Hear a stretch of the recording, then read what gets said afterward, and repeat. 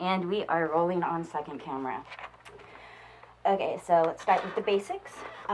What is your name, age, and what do you do with the adult? My name is Steve Cleveland. I am 61 years old, and my position is the executive director of the Florida Dream Center. Okay. And where do you live? I live in Indian Rocks Beach, Pinellas County. And when did you first discover Lealman and the kind of issues that plague the area? In 2013, we were considering starting the Florida Dream Center Adopt-A-Block program.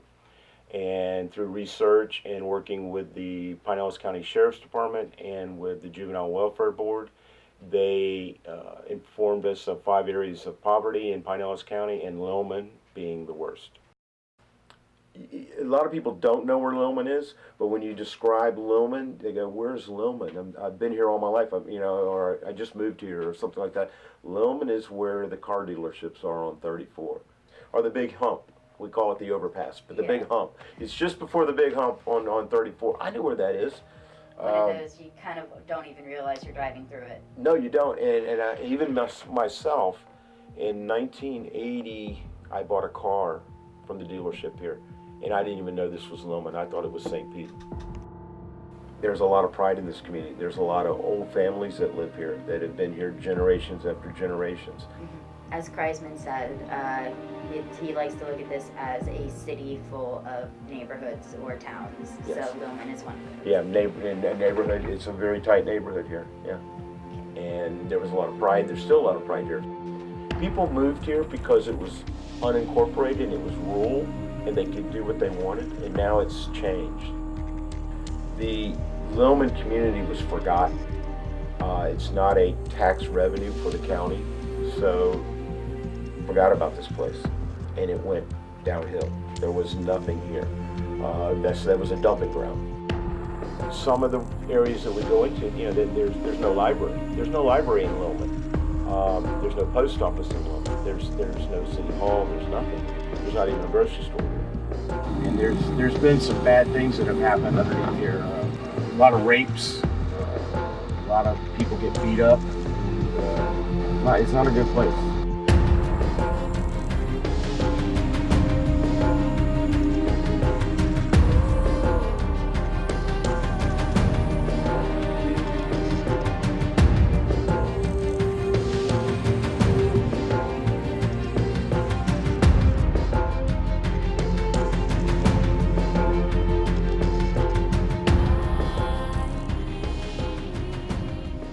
Okay, well, while I'm still thinking, can you give me the 3 ways that people pronounce Lealman? Because everyone seems to pronounce it differently. Okay. Well, the reason Lealman has several different pronunciations, or it's pronounced differently, is because Lealman originally was spelled Leelman. And that's when they used to have the train stop here. And it was named after the Lealman family, who were farmers. So now people say Lealman, different names, and it's spelled actually Lealman, Lealman. And that's how I pronounce it, Lealman. And it seems to go over well. I've heard different names, but that's really the proper word. The spelling is what I said, the Lealman. And that's how we have it. Yeah, what happens if you say Lealman here to a local? Yeah, well, it's just like it's saying Tanoda Sassa. I mean, that word gets butchered all the time over in in Hillsborough County. People just don't know it, but you will get corrected if you say it wrong. It's tomato or tomato. They got a bit of neighborhood pride here. This is where I'm from. This Yeah, is how you say it. It is. It's a Lealman. Lealman has always had a sense of pride, dating back to its isolated country roots. It was named after Eliza B. Lealman, an early settler and pioneer of the town, and is said to have originated between 1879 and 1888. When the Lealman family settled here, Eliza took up farming among the orange groves, strawberry fields, and cattle ranchers. In 1888, the arrival of the Orange Belt in St. Petersburg ignited urbanization. Once the train made it there, Lealman Station became a prominent stop along the Orange Belt and a staple in the farming community. Even in the early years of urban sprawl, it was easy to see how this small farm town was being pushed aside. The only amenities the town had were a post office and a train stop. But despite its importance, Lealman Station lacked consistent train times and had no ticket booths. Today, the old railroad depot is gone, as well as the post office. And, due to its location, much of Lealman's history has been lost to time. Today, it is easy to see that Lealman did not flourish like the rest of the peninsula, and its residents have suffered greatly. In Lealman, nearly 30% of the population lives in poverty, and the median income was just shy of $30,000 a year. But looking past the poverty, Lealman has a very interesting mix in its population. While the majority, 77%, are white, the rest is quite diverse. Lealman is home to nearly 1,700 veterans. Nearly 20% of the Lealman community was not born in this country. In total, the community is 8% African American, 10% Hispanic, and 8% Asian. And do you mind kind of, because I was blown away when I found out there was a little Vietnam, so can you just kind of go over a few of the different cultural groups here? Well, that's what I was saying a minute ago about the different cultures in the community. Lealman has a huge Vietnamese population, and we have Albanians, Vietnamese, Korean, Spanish. This seems like at one time Lealman was a drop-off point for refugees that were coming to the United States or coming to Florida. So they found a home here, and it's why you see a lot of great Vietnamese and Korean restaurants here, very good restaurants. The Lealman Asian Community Center, right down the street. They have interpreters that speak 7 or 8 different languages because of the people that live in the community. Lealman can be divided into 3 distinct communities: West, Central, and East Lealman. According to the census, the entire population is around 20,000, but the number of residents varied among the 3 hubs. West Lealman had around 4,000 people, while Central and East Lealman were closer to having 8,000 residents. But the community's makeup varied by location. Central Lealman was first developed in the 1900s through the 1930s, but the majority of housing went up between the 1930s and the 1950s. In contrast, West Lealman homes were built in the 1950s, 60s, and 70s. Here, there are no mobile homes, and only a small amount of land is dedicated to industrial uses.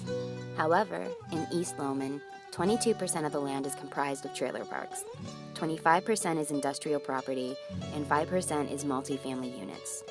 While Lealman has heavily relied on the county over the years, the county itself did not begin to really turn its attention to Lealman until the 1970s.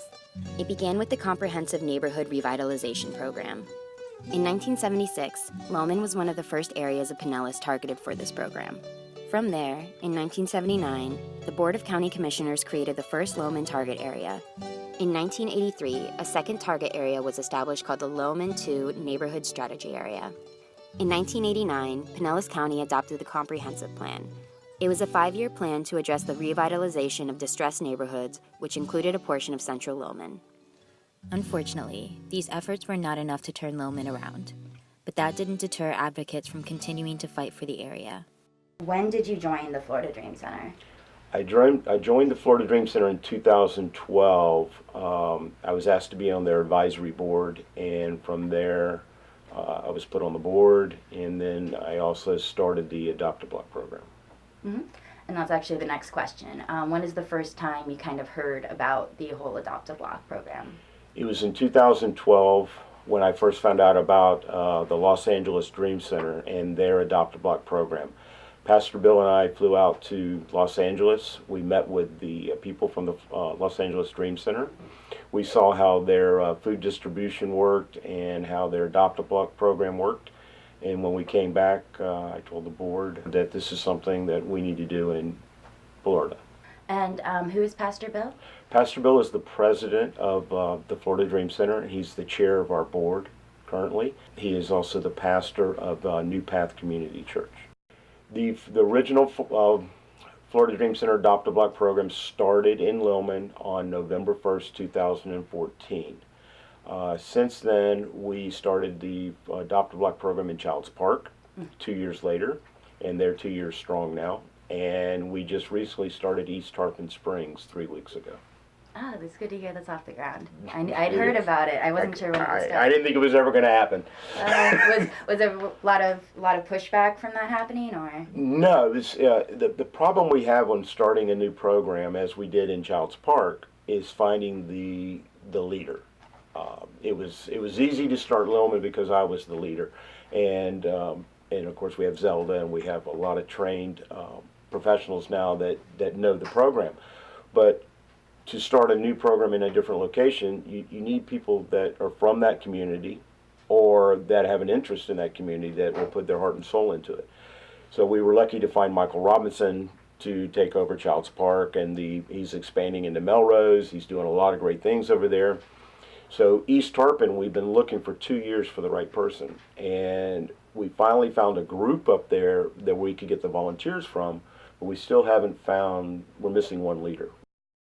The end goal for Adopt a Block in the Florida Dream Center is to address the needs of a broken community and provide the resources to give them a leg up, no matter what they need. Lots of bikers here too. Yeah, there's a lot of bikes. We give out a lot of bikes because that's the main modes of transportation for these people that live here. Like I said, most of them, they don't have cars. The bus system is terrible here. Again, if you remember, there's no grocery store here. Yeah. So there's grocery stores on the outside, Kansas City, Pinellas Park, and St. Pete, but there's nothing in Lealman. I'm guessing food deserts are a big problem out here. It's a huge problem because, I mean, there's like 7 convenience stores here, no grocery store. And I'll also show you some of the places where the gallon of milk is more expensive than a 6-pack of beer.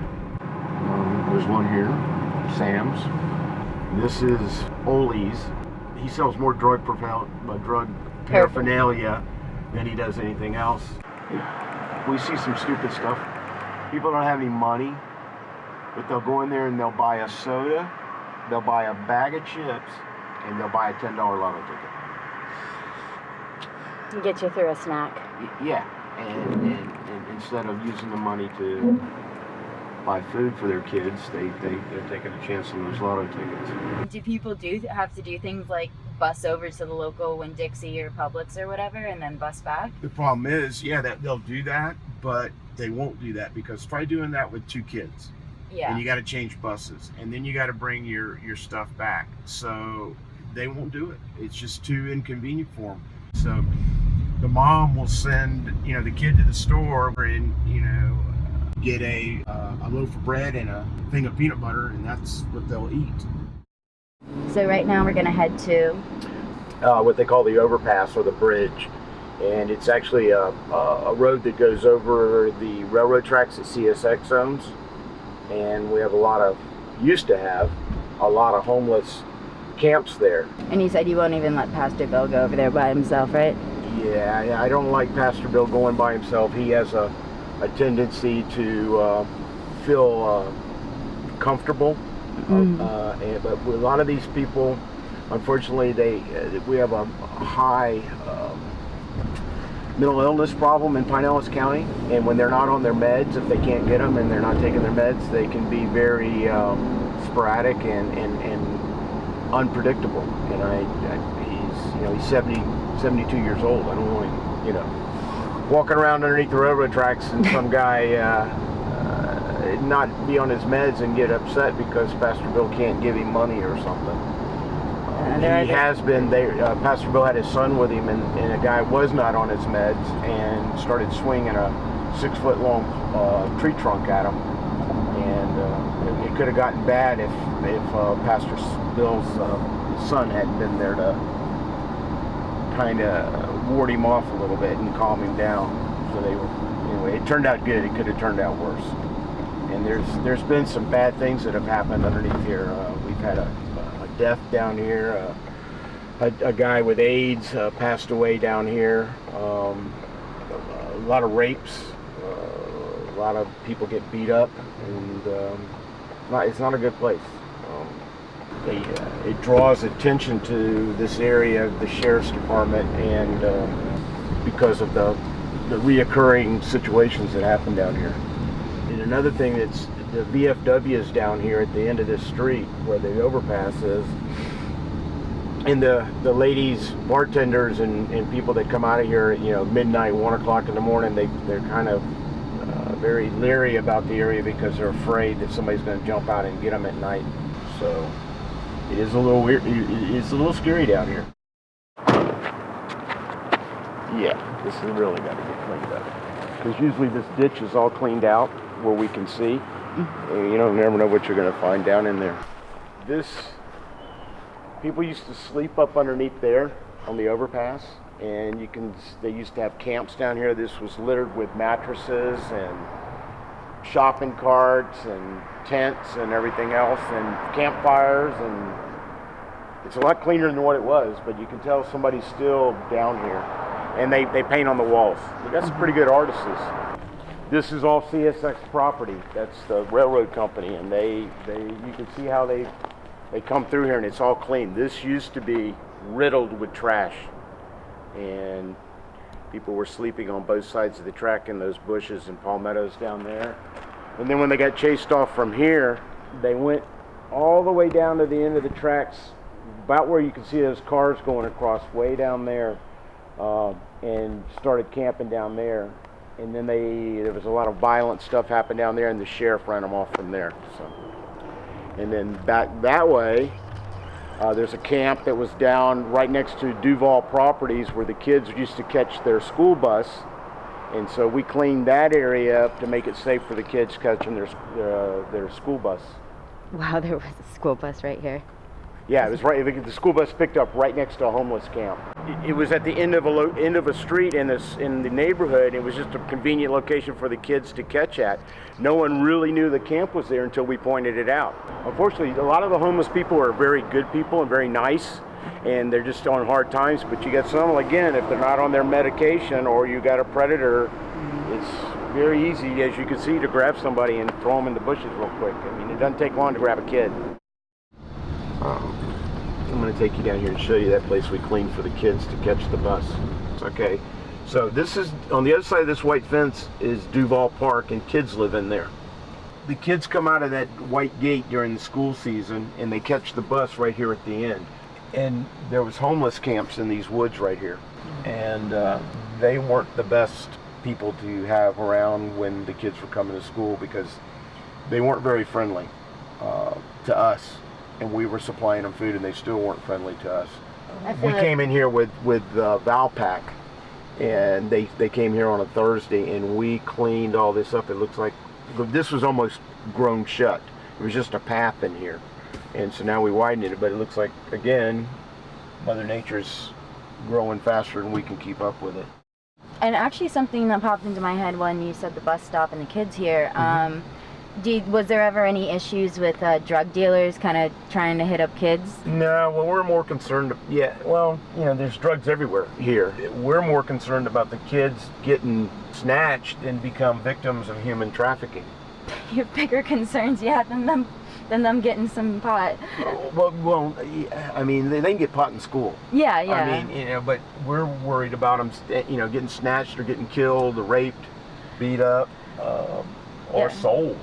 Yeah, I'm kind of laughing at myself because I didn't even think outside of that box of just like, there's actually something way more terrifying happening that we're afraid of for these kids.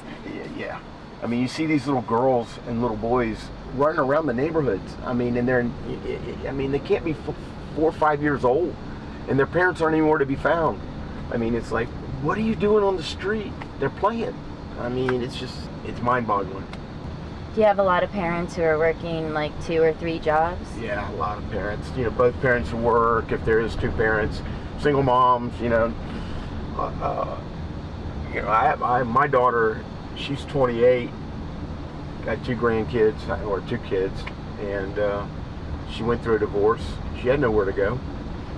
I mean, she's college educated, but still trying to raise 2 kids, and pay your bills and not end up in a unsafe location. She could have moved to Lealman and gotten a trailer and probably made it, but it would have been tough on her.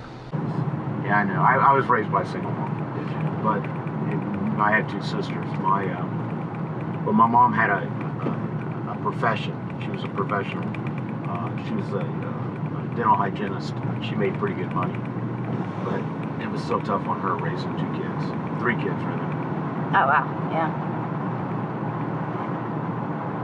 Yeah, so you can probably relate to a lot of single parents out here, but... Yeah, I do. I relate to a lot of them because I know what it's like. Have you found that you can find, like, commonality among, like, kids and teenagers? Like... Some, yeah, they come. We talk to a lot of kids, and they tell me, you know, they get this little pity party going on, and say you're not the only one. You know, it happened to me. It's happened to my sisters. It happened to friends of mine. I mean, dads leave, moms leave, parents die. I mean, it's just so you just gotta try to make the best of it and not fall prey to drugs and other stuff.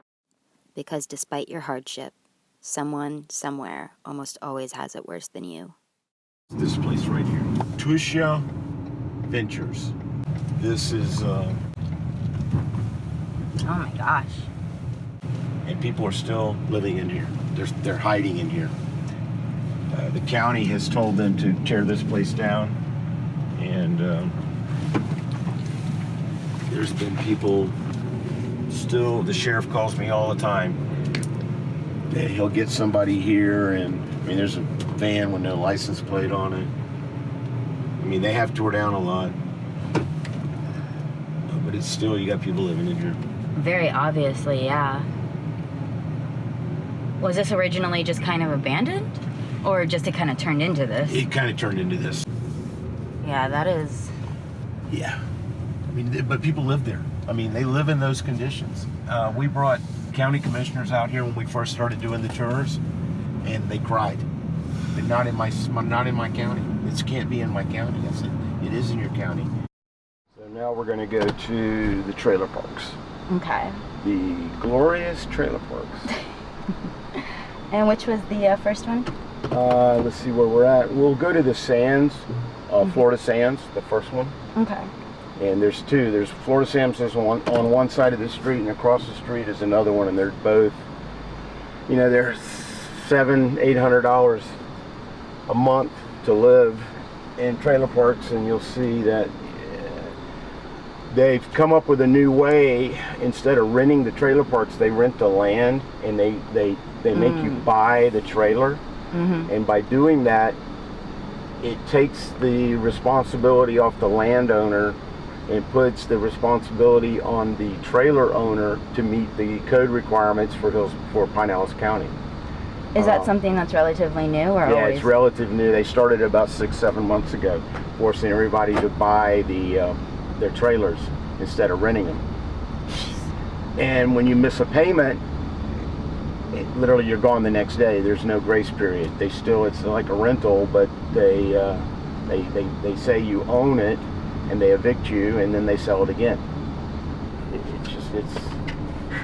It's a terrible area down here, because it's like a dumping zone, a dumping area where people don't. It's like their last chance. People rent the trailers to them. They rent houses to people and say, yeah, we know it doesn't have a stove. Yeah, we know the bathtub doesn't work. We know that, you know, we got one light in the whole house that works, but it's as is, and we rent it as is, and if you don't like it, go somewhere else. Knowing that these people can't go anywhere else because they've got an eviction on in their credit history. They probably don't have enough money to even make the payment. They have enough money to find a way to stay there for like maybe 2 or 3 weeks, and then they're back on the streets again. I can't remember if I asked, which is this first one, and kind of what's Florida Sands. Florida Sands, and what's its like MO? What do you label that one? Actually, this is one of the better ones. Okay. And it's still pretty bad. And you can see the ones out right by the street, they look pretty good, but then you start looking at them, and these trailers are like 1950, 1960 trailers, and they don't meet any of the code requirements. So if they were to pull one of these trailers out and try to put a new one in, they couldn't do that because it doesn't meet the density requirements that the county requires that you have nowadays. You have to have separation. You have to have more than 10 feet between them. I mean, it's just they're terrible. They do the same thing with the houses down here. It's just not the trailers. I mean, in this community, you got like 50% owners and 50% renters that live here. And the people that are the landlords of the property, most of them don't even live in Florida. A lot of these people that own these trailer parks live in Canada. They live in Miami. They live in California. Because we've tried to contact these people to ask them why they're doing what they're doing, and then the county tries to find out who the owners are. They find them. They're a corporation, and it's just a mess. So now we're going into the trailer park across the street from the Sands. Mm-hmm. This is where I came in. We had a family that wanted to buy a trailer park in here, buy a trailer in here, and I came and looked at it. Yeah, I remember that. This is the one I went inside. It has no floor in it. No floor and hardly any roof. And you can see the windows are all falling out. No AC. And that's isn't that like a crime in Florida? It is a crime. But did you know in Florida you don't have to rent a place with an AC? What? You do not. It is not required to have an air conditioner for a rental property in the state of Florida, but you do have to have a heater. What? Yes. That is a law. What? Yeah. You would think it'd be opposite. It's not. If your heater goes out, they have to. If you got a good landlord, if the heater goes out, he'll react because he knows he's in violation of a federal HUD ruling that you have to have a heater. Do you have some more examples of that? Because that's a lot of things people don't even think of. Like when they hear dilapidated homes, a lot of the time they just hear. If the ground wire is bad in these trailers, most of these trailers are aluminum wiring too, which is outlawed. You can't even do that anymore. Insurance companies won't insure it if it has aluminum wiring in it. And so if the ground wire comes loose or breaks, and you reach over to wash your hands, if it's not grounded right, you will get not shocked to death, but it'll give you a tingling sensation going through your body. And we've gone in and found that ground wires were broke or rotted out or corroded so bad, and then we would replace them, the little clip, and then they wouldn't be getting shocked again. But that's a landlord's responsibility. But a lot of these trailer parks, they're actually slated by the county the county's going to force them to bring these up to code. I mean, you can put lipstick on these things, but they still don't look good. We're going to go down to 46th Avenue. It's a trailer park. It's one of the worst ones here. It's got $1 million worth of code violations. Wow. And the county is trying to fix that. And the owner lives in Canada. This is the worst trailer park in Lealman. There's a lot of prostitution in here. There's a lot of drugs in here. These trailers go for $700, $800 a month. Oh my God. Half of them don't have AC. They don't have doors and windows. See, the AC's missing right there. Yeah. I thought the places in Child's Park were bad. Oh my God. Oh no, Child's Park's is nothing the compared Ritz, to man. this. Now, do people from Lealman go to city council meetings and civil citation hearings? No. They're not a part of it. Okay. No, they don't know how to. Most of these people don't have cars. A lot of kids live here too, as you can see. It's a very, very bad area. You're looking at it during the daytime right now. Yeah. 10 o'clock at night, this is totally different. There is women walking these streets from 10 to 3 in the morning. This is one of the motels here that you rent by the minute. You don't rent by the hour. By the minute? That'd be pretty close. Wow. So that's a revolving door thing on the weekends, and even during the week. Why do you think there's so much prostitution here? With 34th, 19. It's a central area for people to drive. Very busy. A lot of businesses here. A lot of cheap motels. And it's unincorporated. There's no local police department. It's the sheriff, and so he does as best as he can. But I mean, it's just, and the people that live here, that's how they make they're forced. Some are forced to do it because they have pimps, and others do it to feed their kids. and their drug habits. All right, now right here is the Palace, which is the sexual predator camp, trailer park. Most of these people that are here are on house arrest, or they have ankle bracelets. We come in here every week. The lady that owns this place, her son was registered as a sexual predator. That's why she turned this place into a place for sexual predators to have a place to go. You know, is it difficult to cater to people who have been convicted of, you know, kind of some of the harder crimes that other people would probably shun them for? You know, they're people. But my daughter was molested. My niece was molested when they were 4. It's hard for me. It really is. Some people are just bad, and I have a problem with that. But some people that are considered sexual predators, it's the Romeo and Juliet thing, and they're scarred for, or they're marked for life, because the guy was 18, the girl was 17, the parents didn't like the guy, they filed a report, so now he's marked as a sexual predator, even though they got married. I mean, that happens a lot. Oh, wow. But most of the ones that are in here, not such a story. And you got all ages in here. You got ages of young 20s all the way to 80 in here that live in here. But they're all predators, or have a sexual predator background. It's hard for me to think why an adult,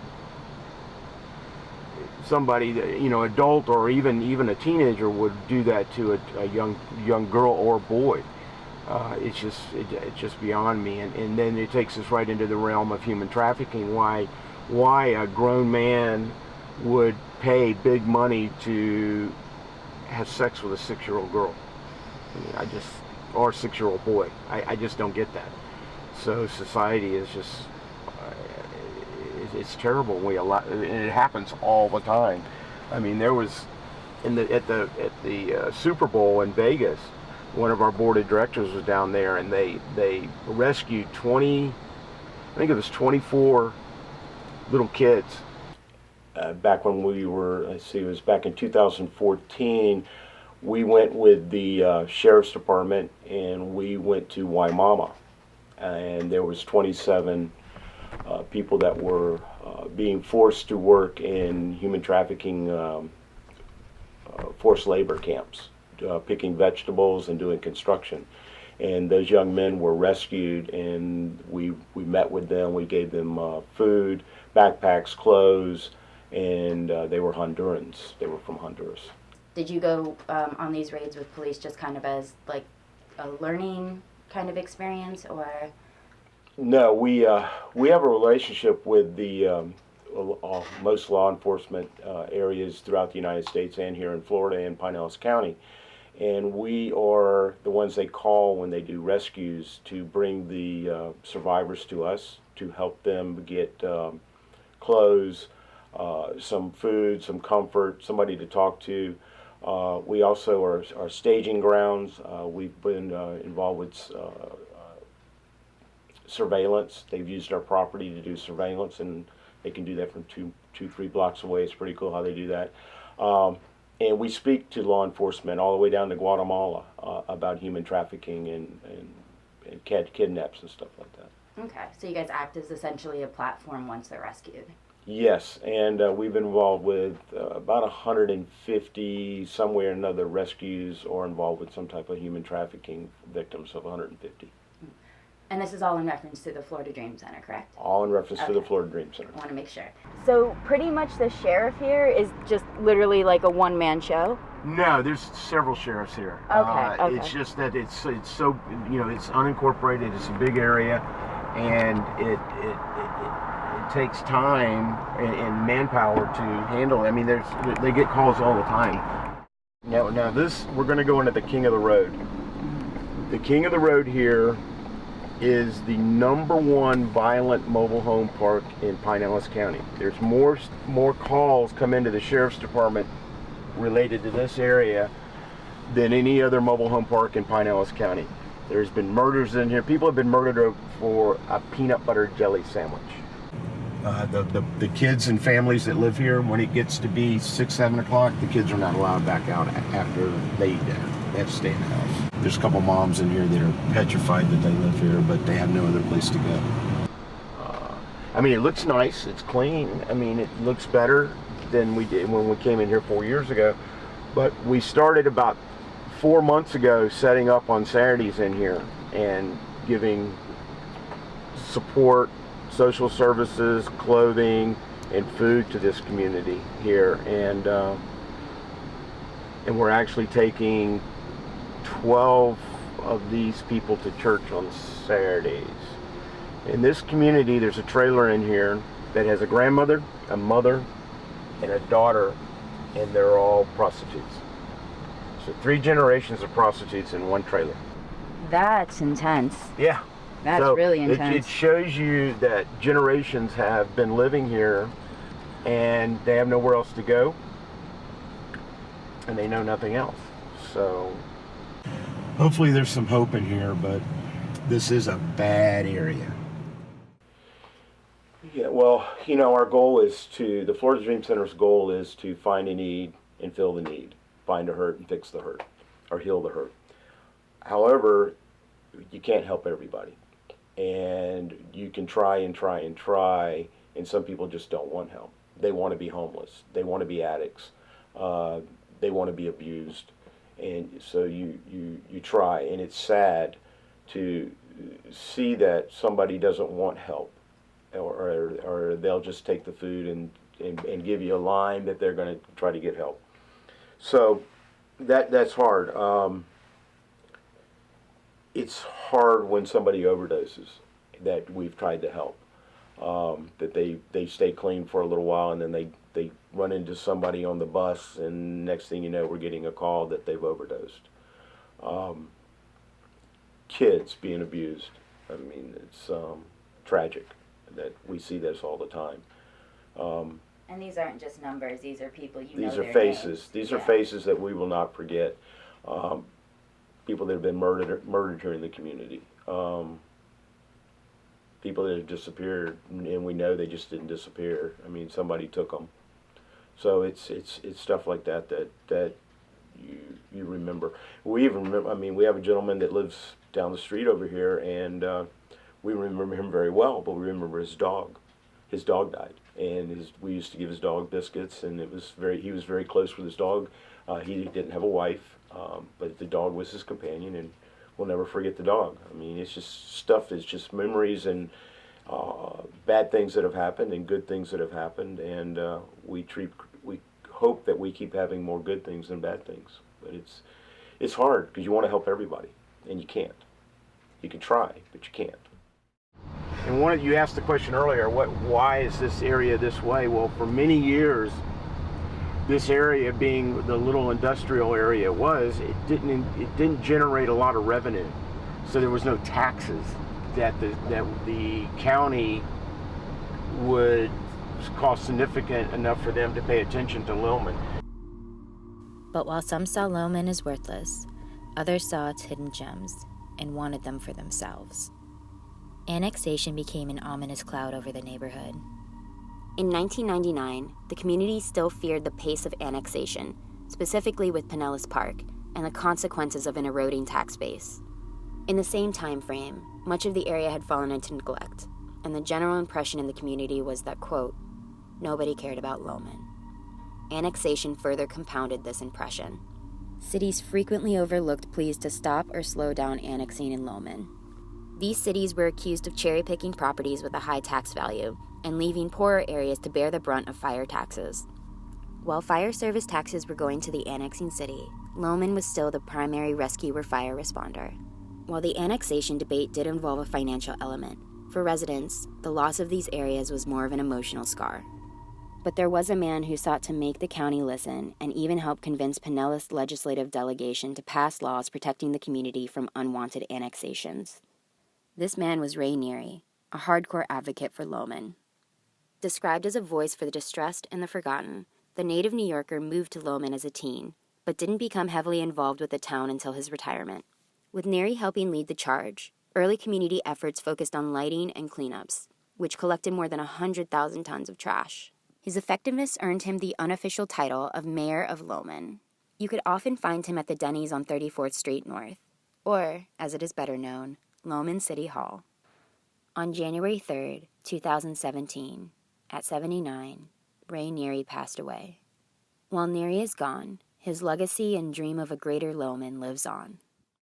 It wasn't until we got a new county administrator, Mark Woodard, and new commissioners came in, the new ones that are in there now, the ones that have been in there for 2 or 3 years, they did site visits. They found out the problems down here, and with a man called Ray Neri leading the charge, he was able to draw attention to this area, and so they started dumping money into this community and making changes, and they started the CRA, which is the Capital Revitalization Program, to put money back in here for sidewalks and fill these ditches in, and beautifications, and give grants to business people to come into the community to start their businesses here and other things. So there has, in the 4 years we've been here, we've seen some major changes, but there's still a lot that's got to get done. It's not ready yet. There's way too much yet to be done. When we started Adopt a Block here, we cleaned an alley because some of the residents in the community called us and heard we were coming, and they wanted the alley cleaned because there was bad things happening in the alley. They were overgrown. They hadn't been maintained in 25 plus years. So we started there. I mean, as you can see, the ditches, and we're trying to get these ditches filled in and get new storm drains put in here, fix the areas. There's a lot of alleys in this community, and they were havens for drug activities and prostitution and other stuff. Yeah. But we maintain the alleys now, and we keep them clean, so they can't hide in them like they used to. This alley that runs right down through there, if you can see it, it needs to be mowed, but it was so overgrown at one time that a guy that robbed a store, he ran into there, and the canine dogs couldn't get him out. So the sheriff asked us to clean it, and so it's ready to be mowed again. There's another alley. This was all overgrown 2 weeks ago, and we came in and we cut all the bushes down so they could see. People had little camps in there. Like a full tent city? No, not a full tent city, just a couple. There was like an old couch there, an old mattress, and they were sleeping and using it, and all the needles were everywhere. Have you found that, because I see it in Child's Park, have alleys been staying cleaner the longer you guys have been here? Yeah, well, Child's Park, we work with the M team and these county sanitation, and we do cleanups, but they work with us, and we help them, and they help us. Here, no one helps us. Yeah. We started the alleys. We started them with the letter A, and we're up to the letter O. And we maintain those monthly with mowing and trimming and edging and picking up debris. Contractors and residents will dump all kind of debris in their in the alley, and then we have to, we pick it up and clean it up. Yeah, I mean, you can see it's never been this clean. And we'll get our crew down here and we'll get all this cleaned up. Even though CSX's property, they only keep so far away from the tracks clean. And I'm leery about somebody hiding or somebody getting hurt and they fall in the ditch and they die. So we'll clean it up back here. How often do you guys come here? We come here every Saturday. Okay. We stop to make sure to see if anybody's down here, if they need help or they need food or whatever. And we mow this area about once every 4 to 6 weeks. Okay. Because nobody else does it. So we started there. As our walkers went door to door handing out welcome bags and telling people we're coming to the community and we'll be at a location where they could come and ask for help, request food or clothing and stuff like that, everybody was pretty skeptical. The biggest skepticism was when we knock on somebody's door and say, how we can make your day a little nicer, and they go, what do you mean by that? Well, your yard looks like it needs to be mowed. Is your mower broke? Yes, it is. We like to mow your yard. Well, what's it going to cost? I have no money. and I'm sorry about that. No, you're fine. So several years ago, there was another group that came into the community, and they were going around and doing the same thing, mowing yards, fixing fences, and all that. And they told everybody they weren't going to charge for it. But 6 months later, everybody got a bill from this so-called nonprofit. So there was a bad taste in everybody's mouth when we started here. Very similar to Child's Park, same thing to Greenwood, some of the other areas. Similar groups went in and they didn't get paid, so they filed liens on the houses and everything else. So luckily, we had people like Ray Neary, James Roberto, Neil Brickfield, that stood up for us and said, no, these guys are legitimate, they're going to do good, they're not going to charge you. And so far, we've been doing great. And they know that because we wear shirts, they all look like blue shirts and are for the general workers, the volunteers, and then the brighter greenish shirts are for the leaders. And they see those shirts, they know we're here, they expect to see the shirts, they know we're here doing good things, they can ask for help. We've had mothers come up to us and say, you know, they have problems with their young son, can he volunteer? People stop and say, hey, you know, there's a homeless person that's living over here, can you help him? I know Miss Jones is not going to want to need any help, she's very proud and prideful, but she really needs help, can you go knock on her door? So there's a lot of it. So it's taken a couple years. It's not a short-term fix. It's a short-term solution, but building long-term relationships. And we have a lady that brings us banana bread every Saturday morning, fresh baked banana bread. She walks all the way down and gives it to us. And we don't do a lot for her. Every once in a while we'll clean her roof off for her. There's so many great people in the community. I know more people in this community by first names than I do in my own neighborhood. It's amazing, it really is. But not everyone is as excited when the group is in town.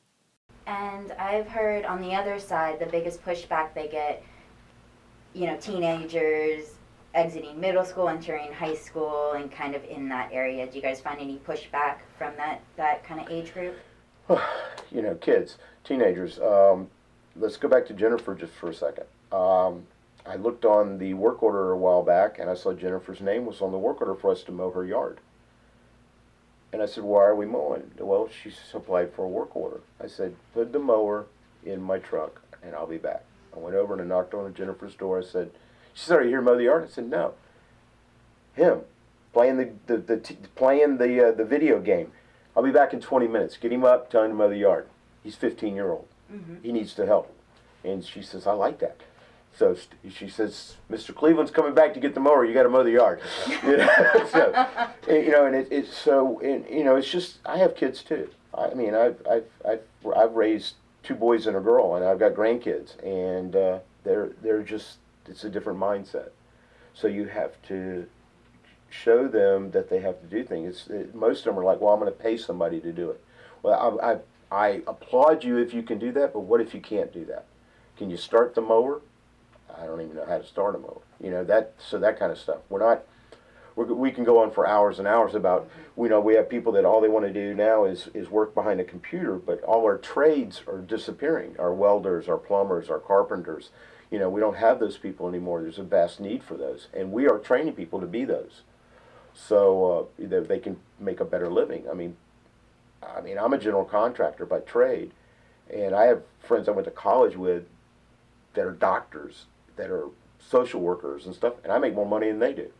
And it's not that, it's just using your hands, and some people don't want to do that. So we teach that. Yeah. And so the younger kids is going to be a problem. It's just the way they're raised. I spoiled my kids, and that's an issue.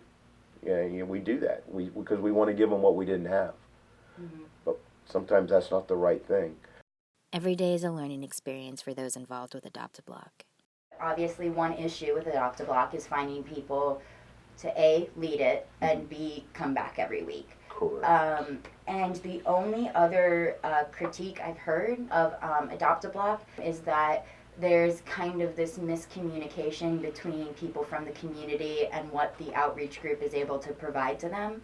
I don't know, like one example is when I was wrapping books at for Child's Park for Christmas. Yeah. Like all the books they were laying out, like Goodnight Moon and stuff like that. I was like, oh my God, I haven't read this in forever. And everyone who grew up who was wrapping those books had never heard about them. Right. So I don't know. That's just that's an interesting aspect to me. Do you think there's a way to get more community input into like things more culturally relevant to them? Well, yes, and that's something that we have found. And it's just not books like you just mentioned. It also is food. We go into Lealman and we'll take in a Gaylord, which is a huge box crate of food, and it could be eggplant. And it's accepted and welcomed, and they take it. You take eggplant to South St. Pete, and people go, "What is this? We've never had it before." It's just vice versa. If you take collards, mustard greens, you can't get enough of them when you take them to certain areas. And just like hot jalapenos, they do great in other areas too. So it's cultural.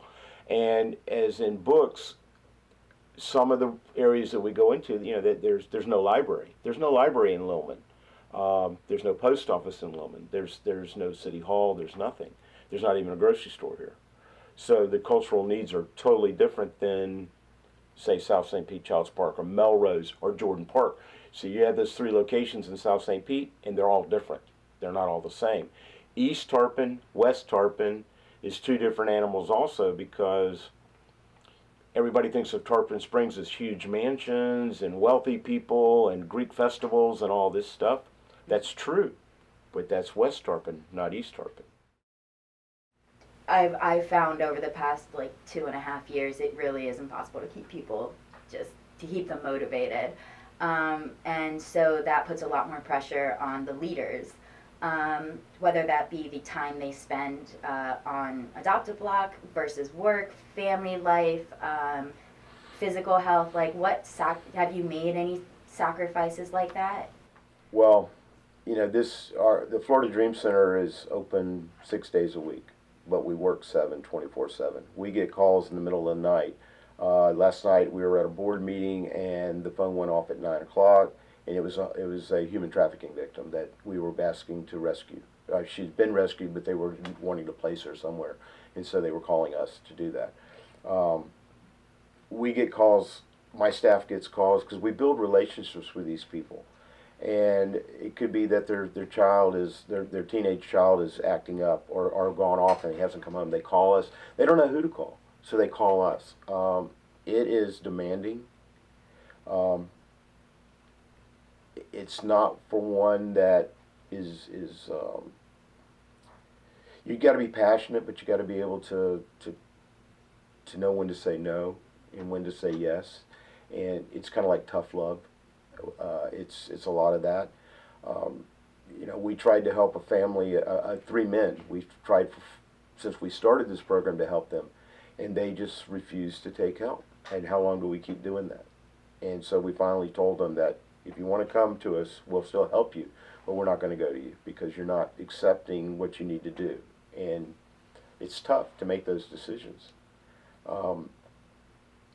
It's hard to say no. But unfortunately that's my job, because staff will come to me and we go, "We got this," and I have to pick and choose sometimes, and that's hard, but it's always for the better, I think. Yeah, it's one of those, because I hear it on the other side, breaking through people's pride is the hardest part, it seems like. Yeah, well, it goes back to Christmas time. Let's just say Christmas, and we give out presents. So we were hearing that we were really upsetting the dads in the community because we were giving presents to their kids. So we have changed that. We're giving the presents to the dad so he can give the presents to the kids. Makes dad look like a hero instead of looking like the bad guy, because his dad, they can't afford to do it. So it's perception. So we try to build them up and make them look good. I mean, every father or mother wants their kids to look up to them. It's, especially with it being Father's Day right now. It's an important factor to make the family be stronger, and that's one way to do it instead of breaking them down. So. Yeah, I like that. Yeah. It's those little things, I think, that make a difference. It's huge. Yeah. It's a huge thing when you just that little bit that, and to see the kids smile when Dad gives them the present, you know. So you guys still you give the parents the presents, but you still do kind of a block party thing with it? Yeah, we do that. We do the Santa. Yeah. You know, and then we get the messages that some dads are like very down and out because they're unemployed or they just can't afford to do it. At Christmas Eve, I was buying my daughter a car at Crown dealership, and the lady knows what we do, the sales lady, and she said, you know, we've got a guy here, he's working 2 jobs, and he's trying to buy presents for his 2 kids, his 2 boys. And I said, well, you know, I just got a call. I got a truckload of brand new toys that I'm fixing to take to Tampa to give out. What's he need? And so we took him a bag of toys. He's crying in the parking lot because he didn't know where he was going to get. He was only going to be able to get kids one little thing each. And, you know, we gave him I think the kid was into Power Rangers and the figurines. So we gave him some of that stuff. We were lucky to have that. And, you know, it's that type of stuff. Now, that man will remember that. And, you know, hopefully he'll want to give back to the community by volunteering with us or something. So that's how it works. That's heartwarming. The sales lady started crying. She was crying too. Yeah, Tammy. She was like, I can't believe you did this. So, but it was blessed because I had just got a call from actually it was from the police department, the sheriff's department. They said, we have given out all these toys. The last people didn't need them because they didn't want to wrap them. And it was a box truck, 16-foot box truck stacked to the roof. And so I started calling people on Christmas Eve. I got all these toys. And I finally found a group in Tampa that would take all of them for their foster kids. Aww. And so I drove over to Tampa on Christmas Eve in the box truck. My wife's going, what are you doing? I said, it's sacrifice. I'll be home shortly. See, yeah, there you go. So, but it made somebody's life a lot better, you know. Because I think a big part of this is building up the self-esteem of these areas. It is. I mean, you know, that's one of the reasons why when we get clothes in, and we get shoes or we get appliances, if I won't take that home and wear it or take that home and use it, I'm not going to give it to somebody else. Why give somebody a broken down piece of junk when they're already feel broken down? So you want to keep their, you know, you want them to be proud and feel good about the thing. Oh, somebody's giving me their handy down junk. We want to give them new stuff. That's why we have a boutique that's got brand new clothes in it. That's why we give brand new suits almost for people to go to job interviews, new shoes.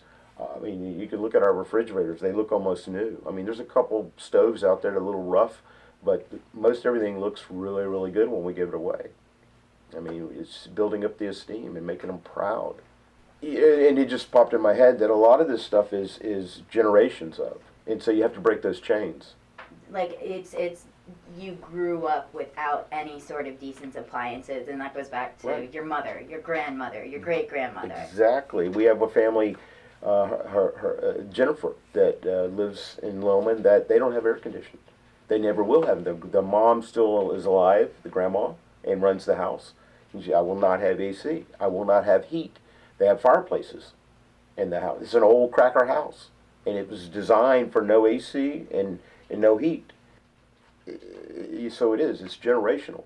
If the grandma was doing bad things, and the mom's doing bad things, it's a good chance the daughter's going to do bad things.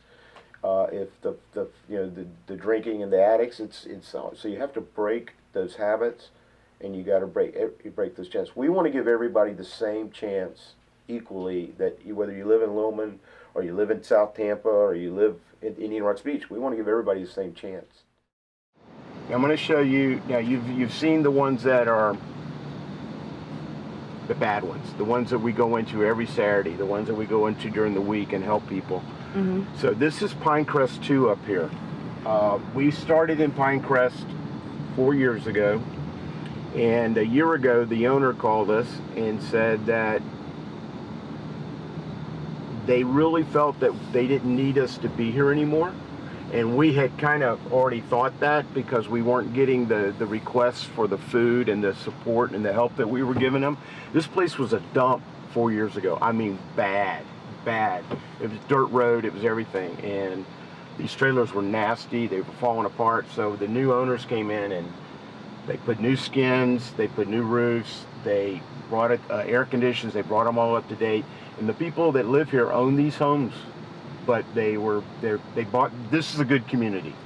Even though it still doesn't meet all the requirements that the county would like them to have with the clearances and setbacks and everything of trailers, it's still, it has floors, it has windows, it has AC, it's safe, it's a good community.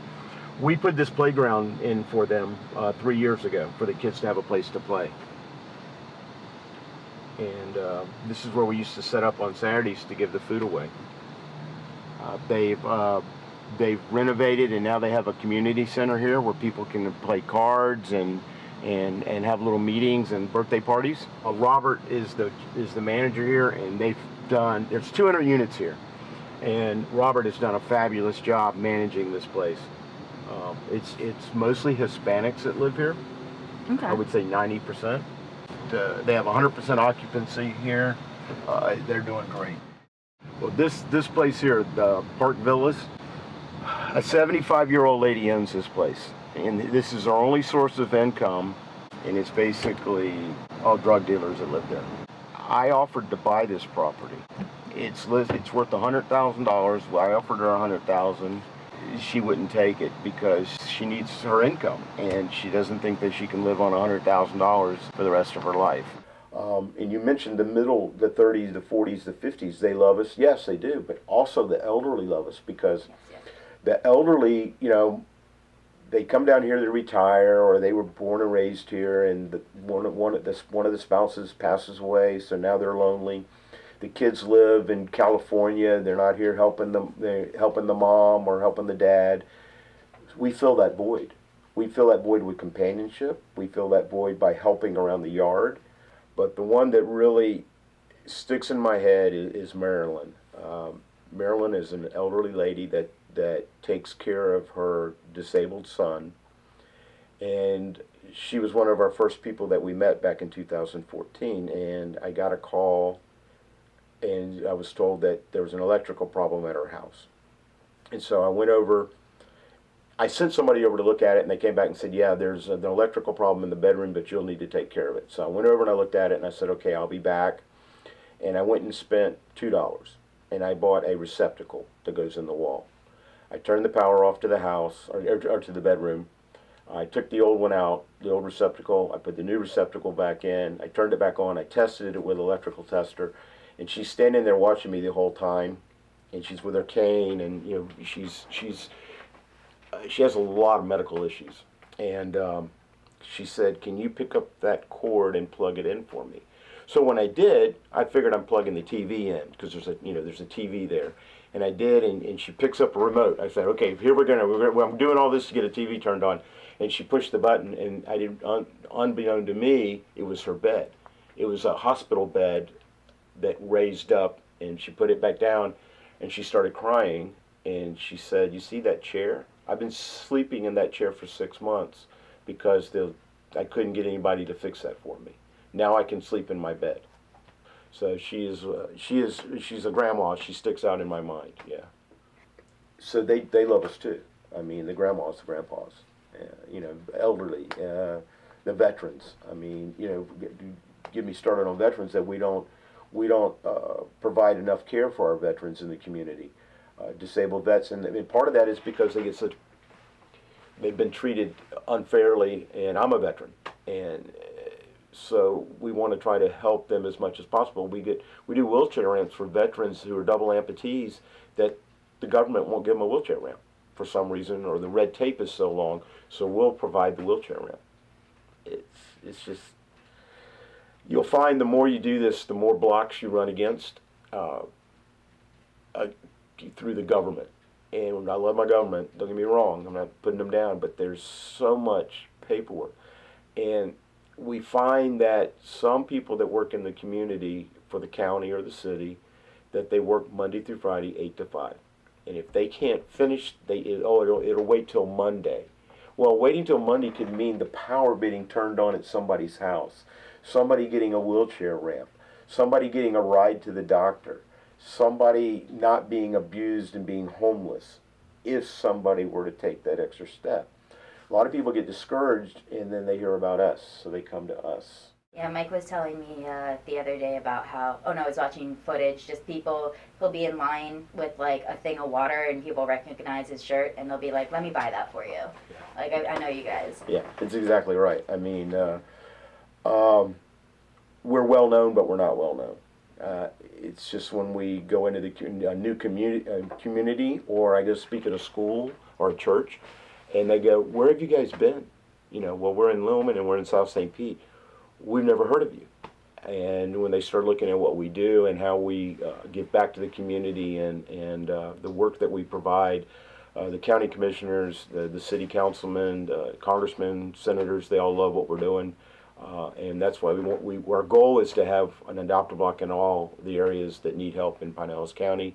It's catching on. The whole thing is, you know, to help revitalize the community while getting the residents, the kids, to take pride in their community. Do you feel like it's a day-by-day thing, like each day that passes it gets a little, you guys can help a little more?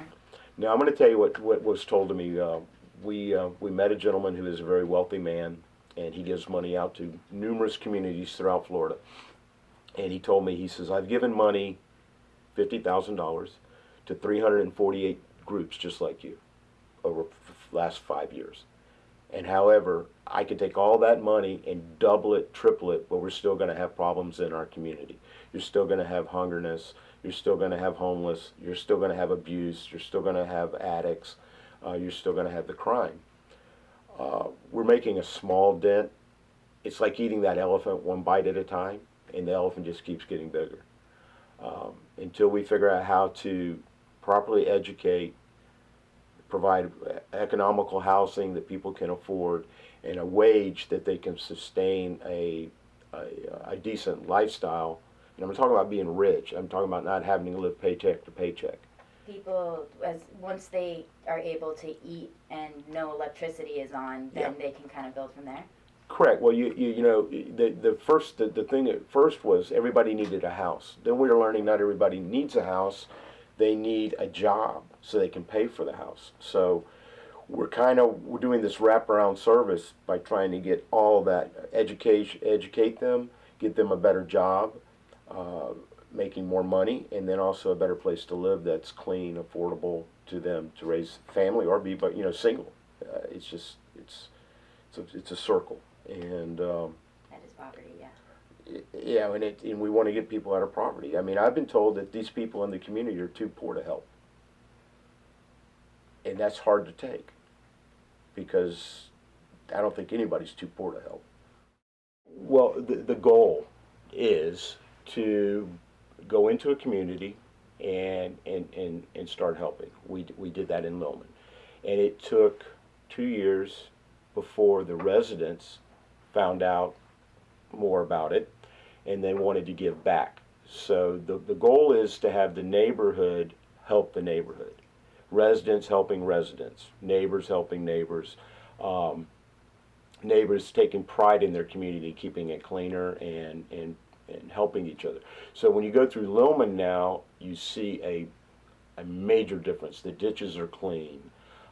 Keep Pinellas Beautiful was going to do a major cleanup about 6 months ago, and they drove through the area and they said, we're not going to come here because it's a waste of our time. The group that's here for Dream Center and PAL and some other of us, Joe's Creek, we're maintaining the alleys, we're maintaining the ditches, and the residents are helping residents. It's so cool to see a neighbor mowing a neighbor's yard because the neighbor's mower's broke. And that's what we're trying to do. Diversity also is a big factor that we're trying to bring into the community to help each other. You've got different ethnic groups moving into different areas, and so they're trying to learn each other's styles, and the way they raise their kids is one way. So there's a lot of stuff going on. It's all about trying to bring the community together. So that's why we do block parties, and that's why we do the cookouts, and we play with the kids and get them involved so that they can learn other cultures, the way that we do it, just like you said about the books. A lot of people, I guarantee if you go to Gone in the Wind, probably people haven't read that book. War and Peace.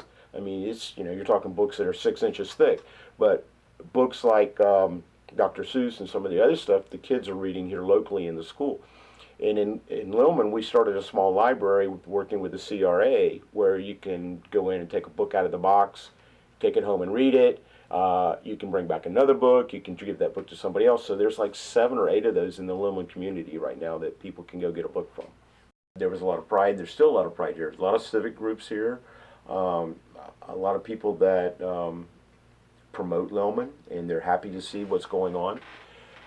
And there is major changes. Now, this new commission that's here, we love them. They love Lealman. They're doing everything they can to promote a better community.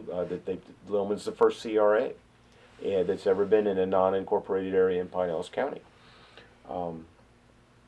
The staff has been directed to see whatever they have to do to make Lealman better, and you can see it. I mean, there's beautifications going on. When we came here, you could buy a piece of property for 20 grand. Now you can't. Same piece of property is 60,000. So there is changes being made. There's not a lot of vacant homes here now. Most of the homes are been bought and renovated. Habitat Humanity's building homes in here.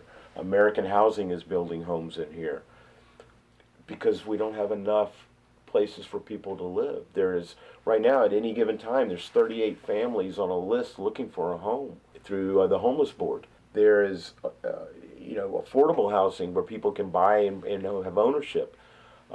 That's one of the reasons the real estate board works with us on home ownership for all program they have, where they give us money where we can help people fix their houses, get them so they don't lose their house, keep their people in the house, keep the residents owning their home and staying there, not losing them. I think Lealman has come a long way. I see that it still needs more. It needs businesses to come in to the community to make it a thriving community, but we have new businesses that are moving in. We'd love to see a grocery store come here. We just got a new health clinic, the first one they've had in years, just opened up. There's talk of a library. I mean, so there's a lot of stuff going on, but it took the commission and it took other organizations like the Police Athletic League, Joe's Creek, the Lealman Asian Community Center, Senator Brandy's, La Bala, all of them looking at this community and providing the resources that we need to make this community a better place to live. People moved here because it was unincorporated and it was rural and they could do what they wanted, and now it's changed. Now it's got rules and regulations. It's becoming more of the suburbs inside of a city, and it was unforgotten, and now it's being recognized as a growing community. And that's what I say, and I don't know if you're going to get to this, but I like to tell people this, that the Adopt a Block program, if you'll give me 3 hours on a Saturday to come out and see what we do and volunteer, if this program doesn't change your life, I will guarantee you change the life of somebody else.